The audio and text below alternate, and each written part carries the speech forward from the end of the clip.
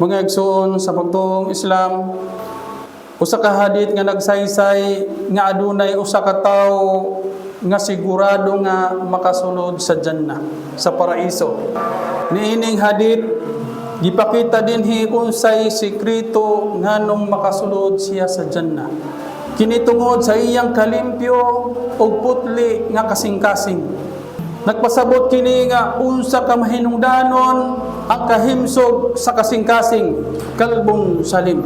Si Anas radhiyallahu anhu nagsaysay niining hadith nga iyang nadungog kay Propeta Muhammad sallallahu alaihi wasallam nga nag-ingon, yadkhulu alaykumul ana rajulun min ahlil jannah. Adunay musulod karon sa masjid nga usa ka tawo nga apil sa mga tawo sa Jannah. Mga igsoon, una-unaan ninyo kung unsa ka gibati sa mga sahaba sa pagkadungog nila niini sa balita ni Propeta Muhammad sallallahu alaihi wasallam nga dunay musulod diha sa pultahan nga usa sa mga tawo sa Jannah. Silang tanan milingi sa pultahan ug nag-atang kinsa ka kining tawhana nga musulod sa masjid. Ug matod ni Propeta Muhammad sallallahu alaihi wasallam siya apil sa katawhan sa Jannah. Unya misulod ang usa ka lalaki nga nagtulo pa ang tubig diha sa iyang bungot tungod sa wudu ug nagabitbit og sandalyas nga iyang gidala sa iyang tuong kamot. Inguna ka detalyado ang pagsaysay ni Anas radhiyallahu anhu. Pagkasunod adlaw maura gihapon tawhana ang giingon ni Propeta Muhammad sallallahu alaihi wasallam nga mosulod sa masjid nga kanang tawhana tao sa Jannah. Sa ikatulong adlaw siya ra gihapon usa sa mga sahaba na dihang higayuna si Abdullah ibn Amir ibn al-As miingon sa iyang kaugalingon unsa kay sekreto ining tawhana nga miingon ang Rasulullah sallallahu alaihi wasallam nga siya usa sa tawo sa Jannah. Kining balita gikan gayud sa pinakamaayong tawo nga naglakaw din hining kalibutana nga mao si Muhammad sallallahu alaihi wasallam. But pasabot nga walay duha-duha. Sigurado gyud ding balita. Busa miadto siya sa balay sa maong tawo ug miingon, pasensya na kapatid.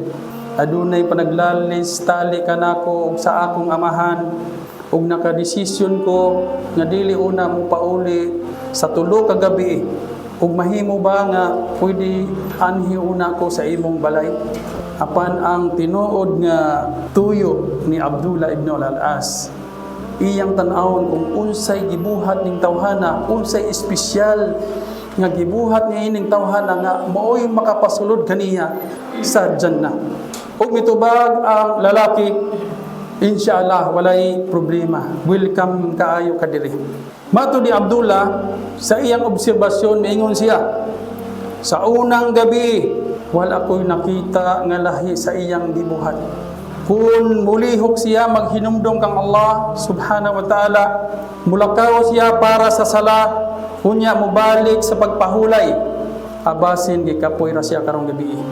So sa ikaduha o ikatulong gabi, maura gihapon ang gibuhat sa maong tao. Busa miingon si Abdullah sa maong lalaki, sa tinuod lang wala mi mag-away sa akong amahan.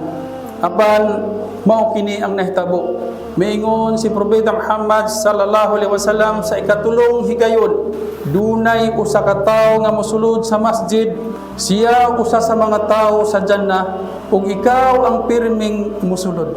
So gusto lang kung masayran kung unsay imong extra nga gibuhat.